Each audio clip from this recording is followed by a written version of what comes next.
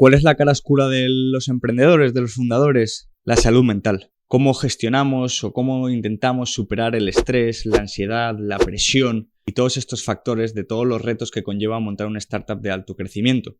En el vídeo de hoy hablo con Alberto, CEO de Streamloots, y te contamos cuáles han sido nuestros peores momentos, cuáles han sido nuestras relaciones con los inversores, cómo hemos tratado de superarlos, qué aprendizajes, cuáles han sido las cosas más importantes, y al final respondemos la pregunta de si volveríamos a intentarlo o no, aún sabiendo por el paso en el que hemos pasado del ERE, etcétera, etcétera, que ya te he ido comentando aquí. Así que sin más, te dejo ya con el vídeo, y para que tengas un poco más de contexto, voy a empezar con un texto que escribí a una semana de hacer el ERE. Según la Oficina de Estadísticas Laborales de Estados Unidos, dice que aproximadamente el 20% de nuevos negocios cierran durante los primeros 2 años, el 45% durante los primeros 5, el 65% durante los primeros 10, y tan solo el 25% de nuevos negocios consiguen estar durante 15 años o más. Al final, estas son las reglas que decidimos jugar cuando empezamos en esto. Seguramente creíamos saber dónde nos metíamos, ya te digo yo que no sabíamos ni el 5% de lo que se te puede venir encima en el futuro. Por un lado estás tranquilo, ha sido un factor macroeconómico que no puedes controlar el que ha acabado con el futuro de la empresa que hace más de 4 años decidiste montar.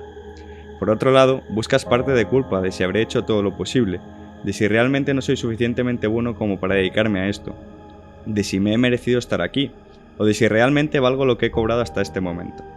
Son momentos tan duros que es algo muy difícil de explicar lo que sientes en cada momento. A veces tratas hasta de no sentir, o de creerte que no sientes nada, para que no sea más difícil, pero es imposible. Por tu cabeza pasa hasta cómo lo voy a contar, qué haré la siguiente semana, dónde estaré dentro de literalmente un mes. Puede que esté escribiendo esto hoy y sea una crónica de una muerte anunciada, como compañía, por supuesto. Puede que simplemente sea una anécdota más o un aprendizaje, pero lo que al menos me está sirviendo es darme cuenta y resolver algunas de las preguntas que he ido dejando. Porque si algo he aprendido de ir a terapia, es que si he conseguido resolver muchas otras cosas, esto también lo conseguiré, sea cual sea la cosa. Quizás es el final que, aunque apoyado por factores externos, es a lo que estábamos predestinados. Yo qué sé, ya no sé nada. Ni siquiera sé si en algún momento supe algo. Esto que parece un texto de dolor, de angustia, de miedo, quiero que se quede como un texto de aprendizaje. De esto también son las startups, de esto también es parte del juego que aceptas desde el primer día y del que casi al 100% nunca eres consciente. Quiero que la gente sepa también esta parte, al igual que hemos sido muy valientes de contar las cosas buenas, los millones que hemos conseguido repartir, los millones que nos han confiado los inversores, las incorporaciones que hemos hecho, la gente que he conocido, lo que hemos aprendido. Así que esto también tiene que formar parte de la historia y tiene que ser contada, aunque no guste, aunque duela. Si escuece y duele, es que cura, ¿no? Para todos aquellos que creen que esto es fácil, que se gana dinero, que somos millonarios, para todos aquellos que solo valoran cuando estás arriba, para todas esas personas, esto también es parte y merece ser contado. Madre mía. O sea, fue en el momento en el que estábamos pensando que todo podía pasar, ¿no? Sí. Joder, creo que fue uno de los momentos así como más convulsos de mi vida. Así que bastante buena reflexión. Y además dice algo muy interesante, que es que que estamos acostumbrados a escuchar solo los momentos más felices, ¿no? Cuando la ronda, los millones que has enviado, en este caso a los creadores. Y luego como nadie comparte la otra parte, que la parte dura, yo diría que el 90% de las veces. De hecho, recuerdo cuando levantamos la ronda con Bessemer, que un día después lo celebramos una mañana y dijimos, yo tengo que preparar el board, qué presión ahora con Bessemer, con no sé qué. Y pensé, joder, realmente he estado aquí sufriendo toda la ronda, disfrutamos media mañana y ya volvemos a sufrir. Y eso no lo cuentas y al final te sientes súper solo porque piensas que solo lo sufres tú, que nadie más lo sufre. Totalmente. De hecho, es algo que hemos hablado mucho de lo de celebrar como los pequeños éxitos, porque si no es un calvario y es unas conversaciones que hemos tenido muy recurrentemente. Y tengo una anécdota respecto a lo de que no se cuenta, y es que como al hacer público lo del ERE, etcétera, etcétera, hubo un amigo que me dijo, tío, quiero que nos reunamos 1 hora. Y dije, bueno, vamos, claro, por supuesto. Y y me dijo, porque él quería hablar conmigo, porque a él le estaban yendo muy bien las cosas, pero sabía que en algún momento no lo iban a ir tan bien, porque iba a pasar. Y quería saber cómo yo lo había gestionado para poder aprender como previamente a estar preparado para cualquier cosa que pueda ocurrir. Y era porque estaba siendo como muy consciente de esto. De hecho, yo una cosa de las que he aprendido es lo importante de mostrarte vulnerable. Parece como que entre los fundadores se crea una especie de círculo vicioso en el que cuando quedas con un emprendedor tienes que contarle todo lo bien que te va y cómo estás creciendo y cuánta gente es en el equipo.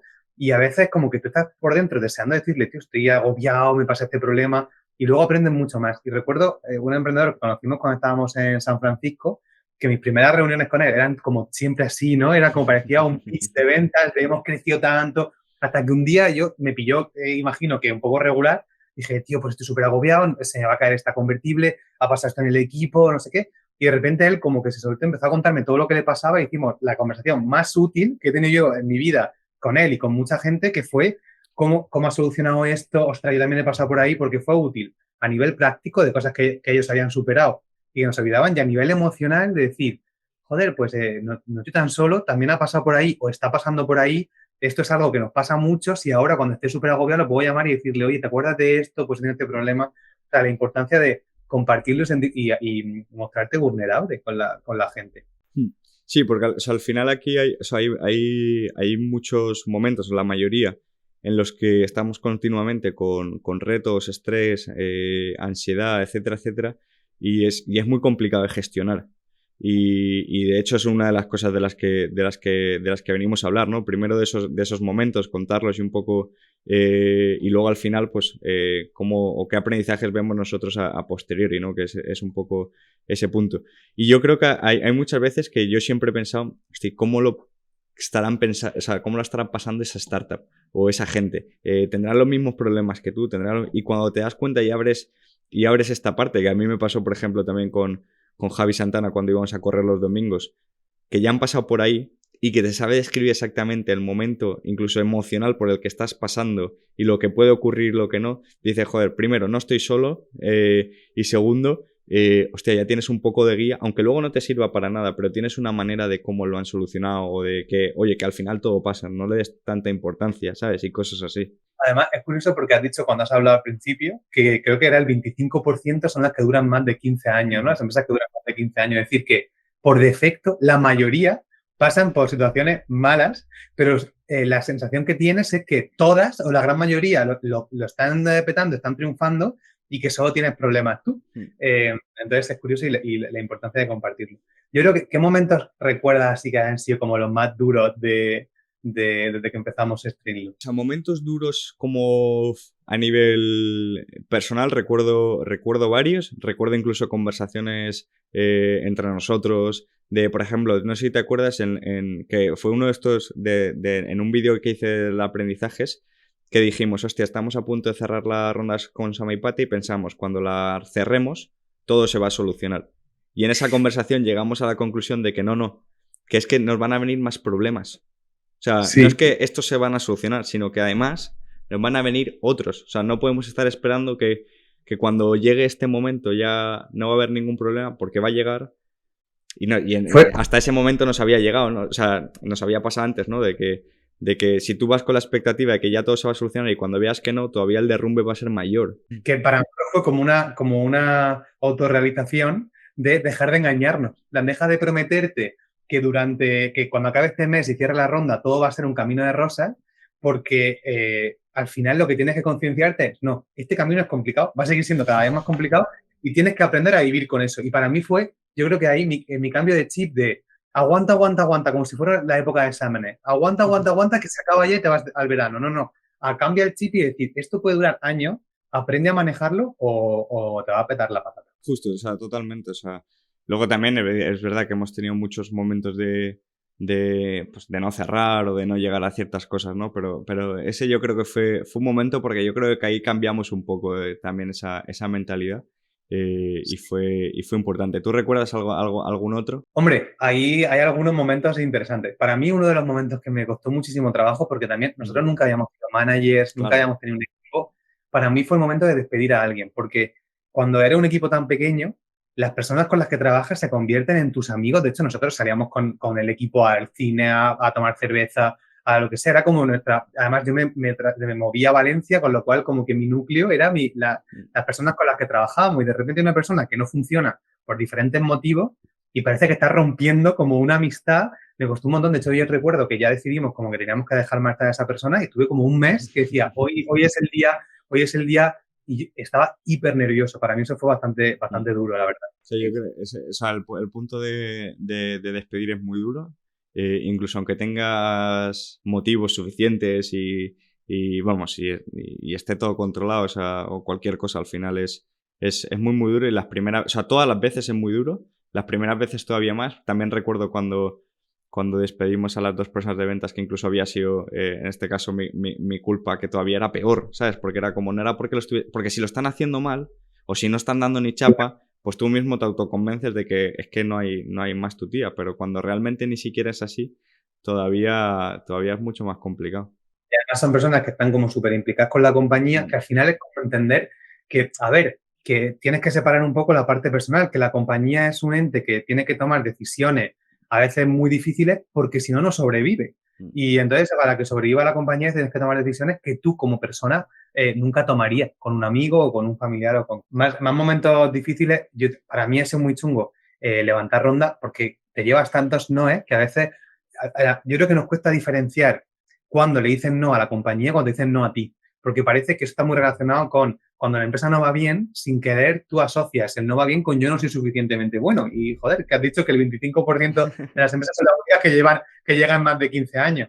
Pero claro, con las rondas de financiación te dicen no, no, no, y aparte por esto, por esto, por esto, y te da como un síndrome del impostor brutal de que a lo mejor no he llegado aquí por suerte, a lo mejor no debería estar aquí. Entonces, para mí ese ha sido otro momento bastante duro para poder sobrellevarlo. Sí, sí, y compartirlo también es como muy duro porque al final, o sea, vamos, de hecho, en otro de los textos que escribí también decía que si yo lo había pasado mal con toda la parte del ERE, ni me imaginaba tú, y además, aparte de tener que lidiar con todos los inversores, etcétera, etcétera, es que desde fuera, claro, tú estás esperando a que Alberto venga con buenas noticias, ¿sabes? Y entonces en el momento de que te dicen lo mismo que no, te la transmite y encima te dice los porqués y dices, hostia, es que igual tienen razón, es que igual tal, es como, joder, estaba yo todo el día aquí esperando a que me trajeran, ¿sabes? Algo y pum, lo mismo, al final te creas unas expectativas y sobre todo al principio, luego sí que es verdad que poco a poco acabas aprendiendo y acabas aprendiendo de, oye, me ha dicho que no, pero este fondo yo tampoco a lo mejor lo quería o estaba practicando o es normal, o sea, ya te haces a la idea de que va a ser normal, como... Como no sé si te acuerdas, cuando estábamos negociando en la primera ronda, antes de que llegara a Bessemer, que hicimos como un intento de ronda, creo que fue en enero o así, y un fondo nos dio un input muy bueno, y eso incluso nos ayudó a decir, ostras, pues nunca nos hemos fijado en esto, pero parece bastante relevante, pusimos un montón de foco en eso y luego en los siguientes 3-4 meses mejoramos un montón, o sea que luego aprendíamos como a coger ese feedback, a mejorar ese feedback. De hecho, al final nosotros mejorábamos muchas de las cosas de la compañía porque los inversores pues también te ayudan a poner foco de esto tienes que mirarlo porque no me convence. Esa era también una forma de aprender. Han visto muchas compañías, pero también es como importante tener en cuenta que a veces hay que encontrar un buen fit. Quiero decir, que tú no te enamores de una persona que acabas de conocer, no es porque esa persona sea una mala persona, es que a lo mejor no encaja contigo por lo que sea. Y los inversores tienen su tesis, tienen tal, y tienes que convencerte de que puede ser. Y bueno, y luego aparte que hay, Bessemer creo que tiene una página con empresas de las que ha pasado, y algunas son Facebook, algunas son empresas Airbnb, que tú dices, oye, pues no parece que Airbnb fuera una mala compañía, pero no había un fit bueno con el fondo. Imagínate si el Airbnb se hubiera deprimido y hubiera cerrado. Me han dicho que no, pues vale, lo tiro todo por la borda. Y yo creo que también un poco, o sea, o sea, creo que lo hemos hecho bien en ese sentido, pero que es muy difícil y creo que hay que remarcarlo también, es la parte de que para nosotros incluso hemos tenido un camino bastante más sencillo que los demás, porque hasta el último momento nos han ido las cosas relativamente bien. A veces por suerte, muchas de ellas, y a veces por lo que sea, ¿no? Pero tuvimos mucha suerte, o sea, mucha suerte al final. Tuvimos un camino fuimos a Silicon Valley muy pronto, con eso conseguimos ronda bastante relativamente fácil en España, pagando valoraciones de allí. Bueno, o sea, al final tuvimos una serie de condicionantes que incluso si no las hubiésemos tenido todavía hubiese sido más difícil. De hecho, ganamos el South Summit, luego nos invierte Bessemer, que somos los primeros en España, el CEO de Shopify. Bueno, al final te vas metiendo como en una escala de soy invencible y soy imbatible, y yo creo que el hecho de haber aprendido y haberte mantenido los pies en el suelo, tanto para lo bueno como para lo malo, también ha hecho que luego como que estos batacazos o los batacazos de luego no hayan sido tan grandes. Porque Total, de hecho, o sea, nos lo podíamos haber creído muchísimo. Y estoy seguro que que nos lo hemos creído y que a veces nos habremos pasado seguro, pero creo que aún así nos hemos mantenido bastante... Sí, yo creo que sí.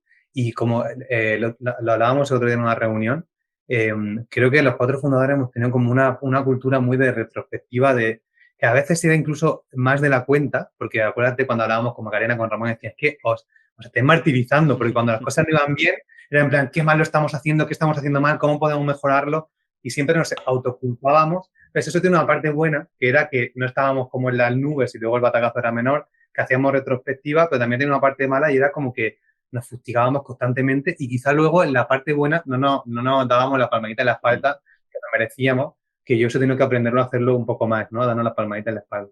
Pero yo creo que una cosa que a mí me ha ayudado mucho y que he tenido una suerte brutal es con los otros 3 fundadores que hemos tenido, o sea, con los 4 que hemos formado un grupo, porque yo me sentía, cuando tenía un problema de verdad que me afectaba mucho, ¿no? Que estaba pasándolo mal, me sentía tan cómodo compartiéndolo con vosotros, hablándolo, gastando bromas al respecto, hemos hecho llamadas de emergencia o nos hemos ido a caminar. Y acuérdate, eso fue desde el principio, cuando estábamos en Silicon Valley, que nos íbamos los domingos a caminar por el río, pues a llorarnos el uno al otro. Y yo creo que sin eso, probablemente, yo por lo menos no habría aguantado todo el estrés tanto tiempo. Y eso es algo que yo a veces veo en emprendedores que tienen como una relación mucho más fría, que no comparten eso, o incluso solo preneurs, ¿no? Que son ellos únicos, que pienso, joder, ¿cómo lo harán? Porque yo sí, los otros 3 fundadores, no sé hasta dónde habría aguantado, ¿eh? Sí, de hecho creo que eso hay una parte en ese sentido que no entrando ya tanto en las cosas como malas y negativas que ya hemos contado antes, sino en la parte de qué nos ha ayudado, a pesar de que en muchos momentos no lo hemos gestionado demasiado bien, pero justo es verdad que al final tener 3 hombros a los que llorar un poquito, a los que decir, tío, es que, o sea, lo siento, es que no doy para más, o es que no lo encuentro, te prometo que lo estoy haciendo todo lo posible, o es que ni siquiera sé por dónde tirar, no lo he hecho nunca, y ahora mismo estoy bloqueado, ¿sabes? Al final, ya sea emocional o personal, creo que es importante. Y yo creo que hubo un punto de inflexión en ese sentido, que fue cuando en Silicon Valley, porque al final nosotros nos conocíamos menos, vosotros 3 sí, pero conmigo menos, como que nos dijimos las cosas a la cara. Que fue cuando tuvimos esa primera conversación de... Sí que es verdad que fue como más de vosotros 3 hacia mí, porque o sea, estaba yo en ese sentido pidiendo más porcentaje, pero creo que ahí se estableció una relación de confianza de nos lo podemos decir y no pasa nada. De hecho, a mí también me pasó mucho con Javier, porque Javier y yo somos 2 polos tan opuestos, ¿no? Y al principio yo pensé que nos íbamos a matar, de hecho tuvimos discusiones en Silicon Valley en las que yo me iba a la habitación en plan de no puedo continuar.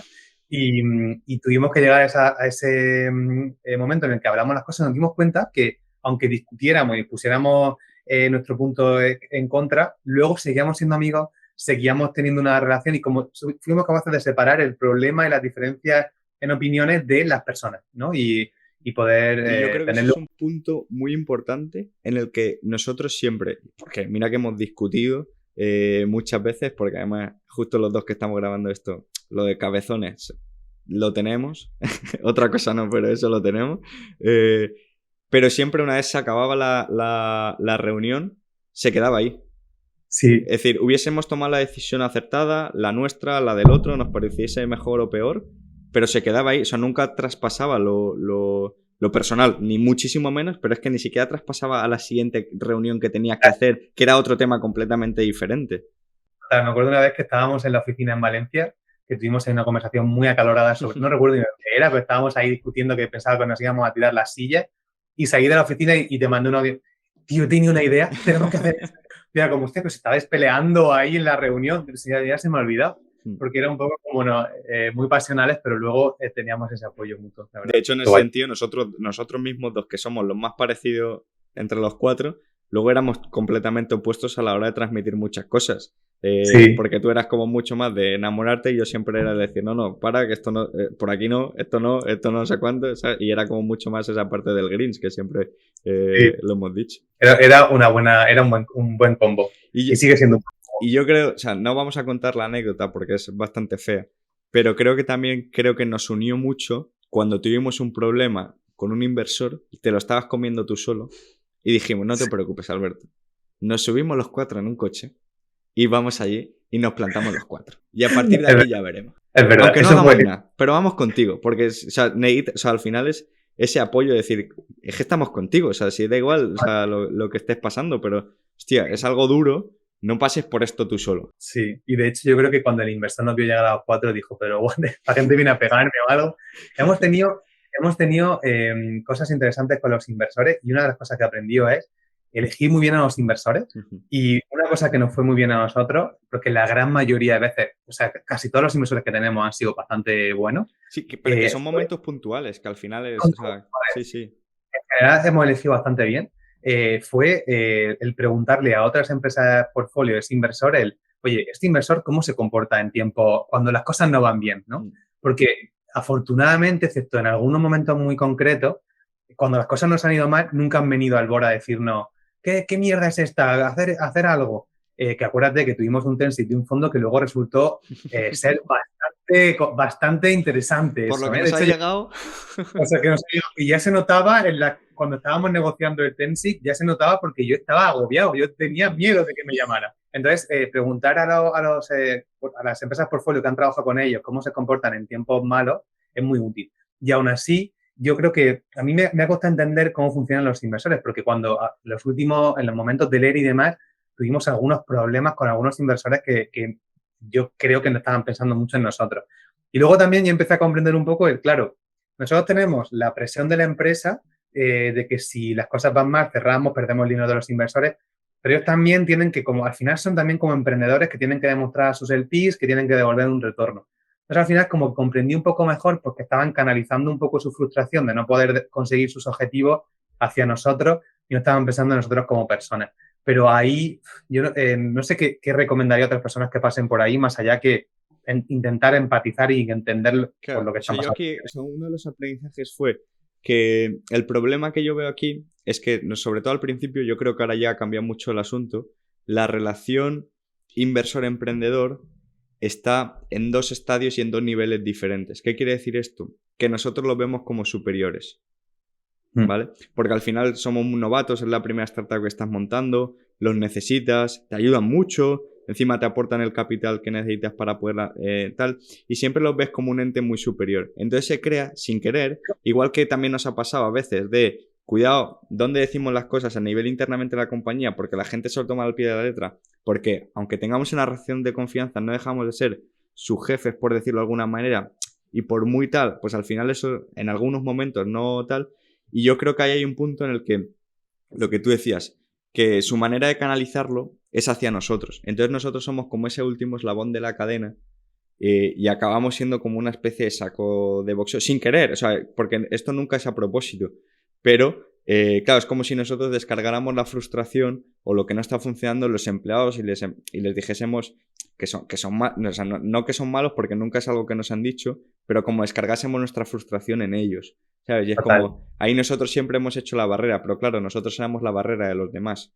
Y eso hay a veces que no te das cuenta y es como, sí, está claro que tú tienes una inversión que no está saliendo como esperábamos, pero es que, uno, hemos estado todos juntos en este barco y lo has sabido todo, porque en ese tío siempre nos han agradecido y siempre nos han dicho muchas veces lo transparentes que hemos sido. Y segundo, ahora estás volcándolo todo en nosotros. Y eso en nosotros no es la SL o la empresa. Es que lo estás volcando en las personas. Y yo creo que Sí, ya llega un momento en el que al menos yo mismo dije, tío, hasta aquí, es que no voy a pasar ni una más. Es que a partir de ahora no me callo ninguna. ¿Sabes? Que es verdad que luego nunca había pasado a mayores, nunca, porque al final pues todo se va solucionando poco a poco. Pero es que yo creo que sin querer no se dan cuenta. sí. Aunque también estaba pensando mientras hablabas que estamos como un poco justificando que no se dan cuenta, pero luego lo pienso y digo, también es responsabilidad suya, porque O sea, nosotros, si lo por que ejemplo, quiero decir es que no lo hacen adrede. Otra cosa es que no deja de ser algo que estén haciendo mal, que son dos cosas diferentes. nosotros sí que, nosotros cuando llegó el momento en el que nos quedábamos sin caja y de repente, además fue un momento como muy rápido, porque si te acuerdas, teníamos unas métricas de puta madre, habíamos levantado 1,000,000 y pico en diciembre y el board dijo, lo gastamos, lo quemamos lo más rápido posible para seguir creciendo. De repente creamos el pitch del deck, me voy a San Francisco, pensamos que vamos a levantar ronda en 15 días, Sequoia lanza una memo diciendo que los fondos no inviertan y nosotros, pero que nos quedan 2 meses que nos morimos.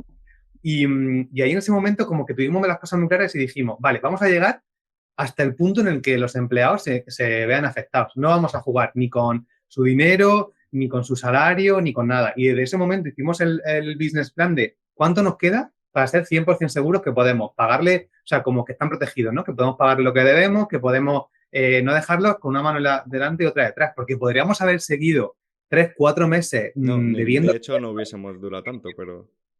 Claro, pero sin pagar sueldos, intentando levantar financiación, cogiendo un convertible aquí de un poquillo, cogiendo un convertible de allá, y habrían sufrido un montón, habríamos dejado una situación muy comprometida y decidimos no hacerlo. De hecho, recuerdo Besame, por ejemplo, que nos decía, joder, estoy sorprendido de lo bien que lo habéis gestionado pensando en el equipo, y que tengo empresas que vienen y me dicen, me queda un día de runway, ¿qué hacemos? Y yo creo que para mí eso ha sido una de las cosas que más paz mental me ha dado. Cuando creo que uno de los días que más me costó, o sea, otros pelos de punta, cuando teníamos que leer a la compañía, estuve como una semana como lo iba a contar, casi sin dormir, y en el momento en el que lo conté, y todo el mundo empezó a escribirme mensajes, me escribían audios, algunos casi llorando, mensajes con 1000 corazones diciendo, por favor, si Streamlabs vuelve a crecer, voy a estar aquí para volver a trabajar con vosotros.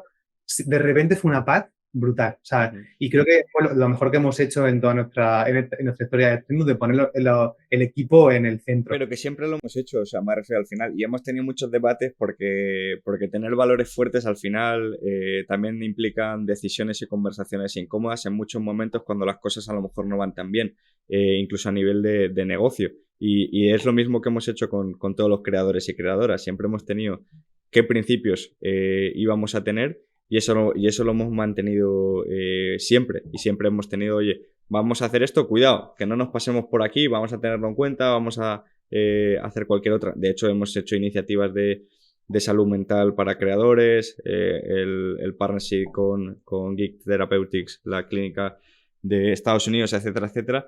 Y creo que eso es algo que también, aunque nunca los hayamos puesto en papel, que era lo mismo que hablábamos antes, entre nosotros eran los mismos.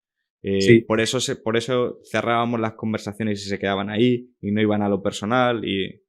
Sí, y al final hemos tenido nuestra recompensa. En Navidad hicimos una comida de Streamlabs y vino un montonazo de gente que ya no trabajaba en Streamlabs. No que no trabajaba, sino que habíamos despedido.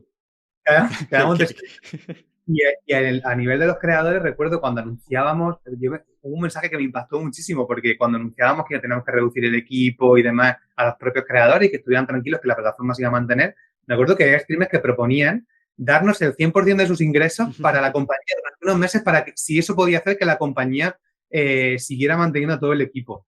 Y eso o sea, no creo que ningún creador le diga a Twitch, te doy mis ingresos si eso te va a ayudar a que la compañía vaya mejor.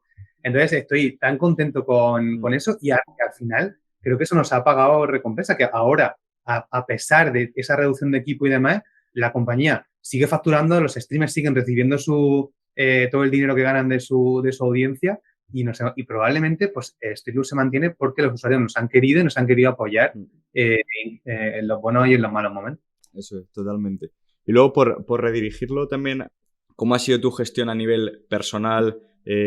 ¿Cómo la has intentado mejorar? ¿Cómo has podido vivir todos estos momentos de estrés, de picos, etcétera, etcétera? Y cómo lo has aprendido a gestionar o gestionado, y luego ya contamos un poco qué es lo que hemos aprendido. Qué buena pregunta. Yo creo que ha habido como dos momentos de claridad que yo he decidido que me han ayudado a seguir adelante. Uno es la necesidad de descansar. Yo creo al principio me sentía mal por un fin de semana no trabajar o por terminar de trabajar a las 9 de la noche y habíamos empezado a las 7 de la mañana, ¿no? Entonces, eso para mí fue un aprendizaje de hay que descansar y como que empezamos a obligarnos los unos a los otros, sobre todo los fundadores, a cogernos más tiempos de descanso, que al principio recuerdo que cogíamos 2 días y era como, me cogí 2 días de vacaciones, nunca más. O sea, es súper importante descansar y te das cuenta cuando vuelves del descanso como eres más productivo, más feliz, es que todo mejora. Y lo otro es que pidas ayuda externa. O sea, era como que no tienes que pasar por esto solo. Y en mi caso, yo empecé a ir a un psicólogo y aparte empecé a trabajar con un coach que me lo recomendó Calle de Valderton cuando estaba en la ronda en un momento tuve una llamada con ella. Ellos fue un fondo que me dijeron, de momento no, y me vio cómo vería mi cara de desesperación, que me llamó y me dijo, ¿cómo estás? Ella es de Murcia, aunque ahora vive en Londres, y me dijo, oye, pues conozco este coach y demás, y empecé a utilizarlo y ha sido súper, súper útil, que se llama Wave AI, que te habla un montón de este coach, porque es muy distinto a un live coach, no hablas con él en persona, sino que hablas escrito y en asíncrono, con lo cual te haces una autorreflexión y vas comunicándote con esos coaches a través de una aplicación y me ha sido súper útil para trabajar temas del síndrome del impostor, el cómo lidiar con un despido, cómo lidiar con los inversores en un board management, ¿no? En una reunión de board o lo que sea.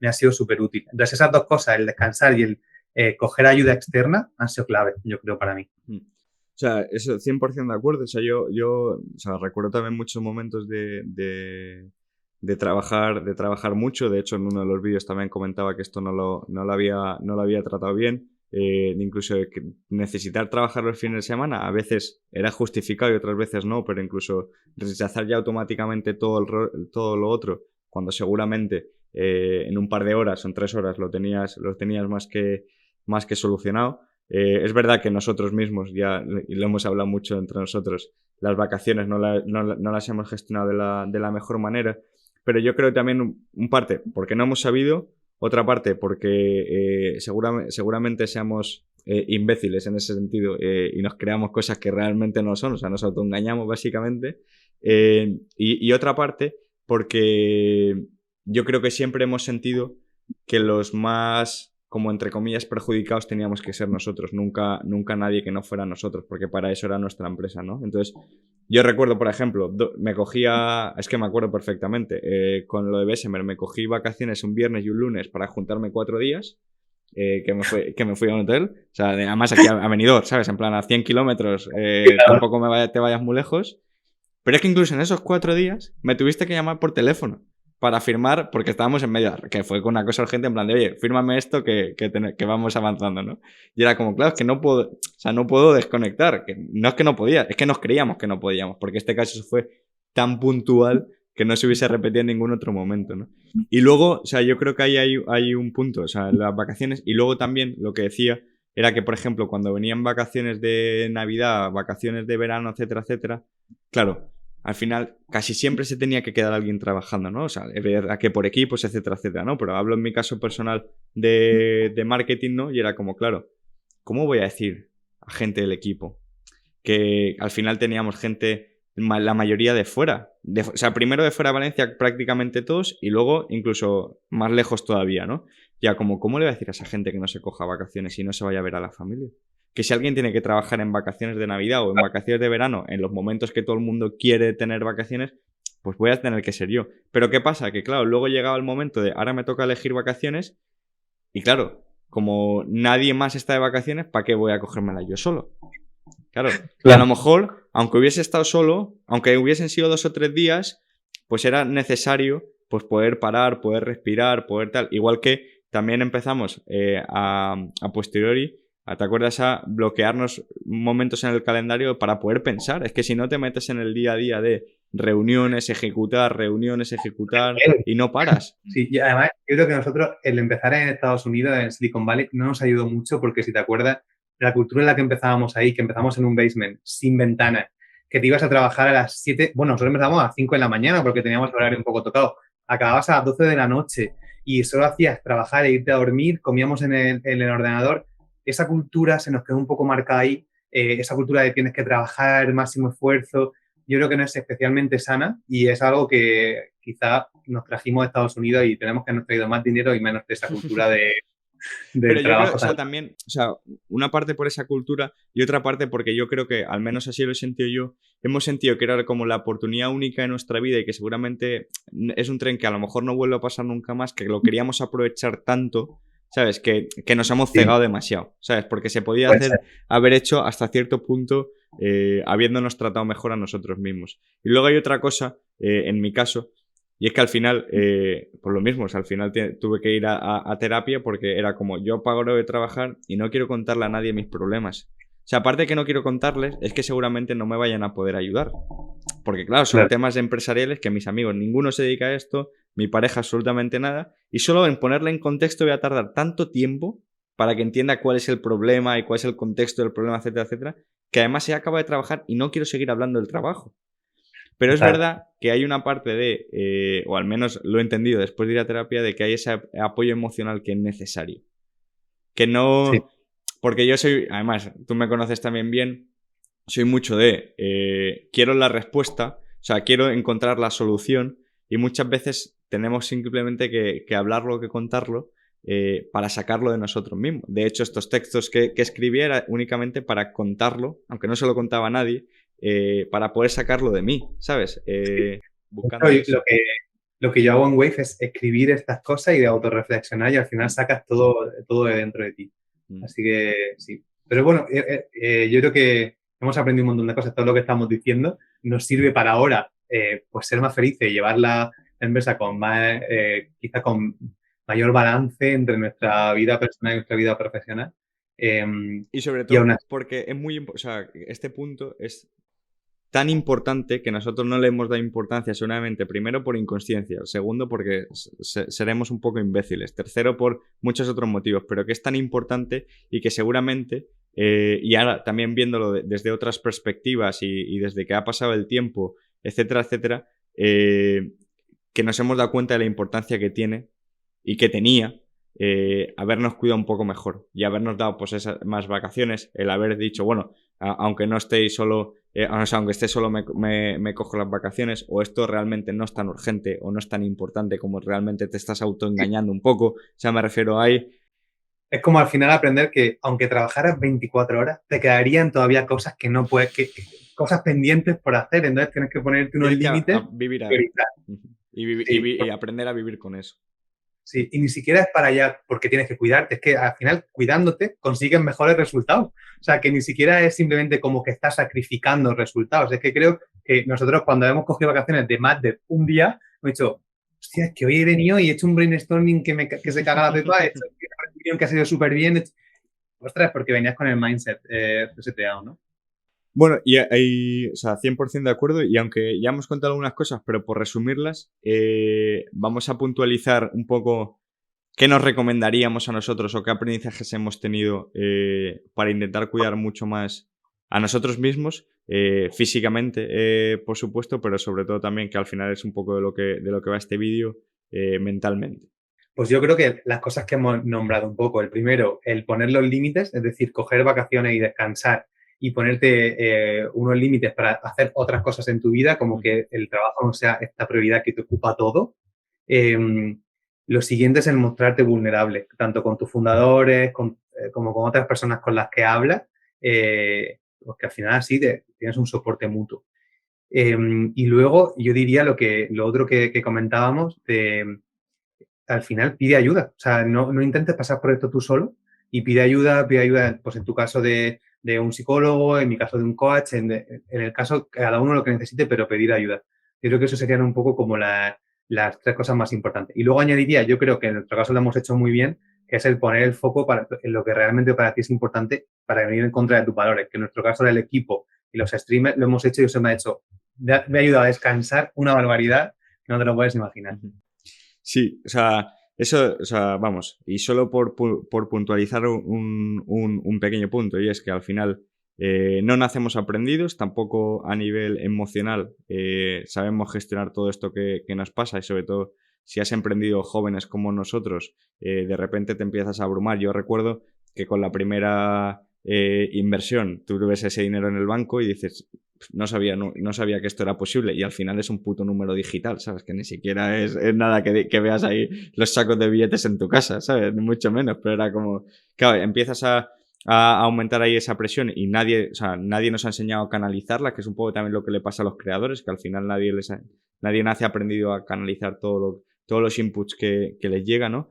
Y luego hay otra parte que más allá de las vacaciones y tal que lo hemos comentado, el tener tiempo para ti cada día, o sea, yo ahora mismo que priorizo otra vez mucho más el deporte, etcétera, etcétera, me doy cuenta que incluso en esos momentos en los que estoy haciendo deporte, que en mi caso que salgo a correr, que lo he dejado por muchos tiempos, ya he sido muy intermitente mientras estábamos en Streamloots como a ese ritmo, hostia, es que me surgen tantas cosas, me surgen tantas ideas, me surgen como la solución a los problemas, o una de las soluciones, que no, el hecho de salir fuera del ordenador, el hecho de salir a pensar a otro sitio, a cambiar un poco también el hábitat en el que estás las restantes horas, también te ayuda mucho a oxigenar un poco. Sí, sí, y ahora ya por un poco despedirnos, porque estamos contando como las cosas complicadas, pero yo me acuerdo cuando hicimos justo el ERE, me preguntó mi novio, oye, ¿y ahora que sabes que has tenido que hacer este ERE, que has tenido que despedir a casi todo el mundo, si cuando empezaste Streamlabs lo llegas a saber, ¿lo habrías empezado? Tío, por 100% sí. O sea, porque he aprendido un huevo, me lo he pasado súper bien y he conocido gente que creo que se va a quedar ya para toda la vida, que no habrá conocido de otra forma. Entonces, yo creo 100% que aunque hayamos pasado por cosas muy difíciles que hemos tenido que ir aprendiendo a gestionar, 100% repetiría lo volvería a repetir si hubiera sabido el output, la verdad. O sea, yo creo que también, solo tuve un momento de vulnerabilidad en el sentido de creerme que no. O sea, en plan, pero fueron como unos minutos claro, cuando ya estás ahí o sea, en pleno apogeo, por así decirlo, dices, coño, en ese momento no, pero luego te pasas a pensar y nuestra vida, tanto personal como profesional, ha cambiado por completo. Estamos en una situación completamente diferente y a pesar de que llevan muchos momentos malos y que este vídeo va especialmente de ello, pero porque no se cuentan normalmente y queremos darles esa visibilidad, hay infinitos y muchos más buenos y vamos, y es increíble, o sea, desde no comer en Silicon Valley o solo comer arroz, a cualquiera de estas cosas, al final que luego se quedan en insignificantes, sobre todo cuando los ves a posteriori, y creo que se supera por mucho las cosas buenas. Y las cosas buenas no son lo de levantar millones y cosas que salen en las noticias, sino son muchas otras de la cena de Navidad con la gente que incluso hemos llegado a despedir, ¿sabes? Sí, total. Incluso las cosas malas se recuerdan como una anécdota divertida. Acuérdate cuando nos cerraron la cuenta del banco y tuvimos que ir con 100.000 euros en un cheque al portador, así, todos abrazados a él, para que no nos atracaran. De camino a otro banco. Hasta esos momentos de tensión ya se recuerdan como con mucha felicidad. O sea que la verdad que ha sido un viaje muy chulo y bueno, muy contento de que pueda seguir, de que Streamlabs siga ahí al pie del cañón y que a ver qué nos depara el futuro. Y que sigamos nosotros y más sano. Efectivamente. De que sigamos nosotros y con mucha mejor salud mental. Eso es. Bueno, pues espero que te haya gustado, te haya aportado algo toda esta conversación. Me parece que ha sido bastante personal y hemos entrado en muchos detalles que quizás no se cuentan tanto. Si te ha gustado, porfa, dale un like, que parece que le gusta al algoritmo. Y, por supuesto, recomiéndaselo y mándale este vídeo a un amigo o una amiga que está empezando a montar una startup o que esté en ello, que creas que le puede ayudar. Y si te has quedado con ganas de más, te dejo por aquí este vídeo en el que te cuento 7 aprendizajes de haber montado una startup como Streamlabs.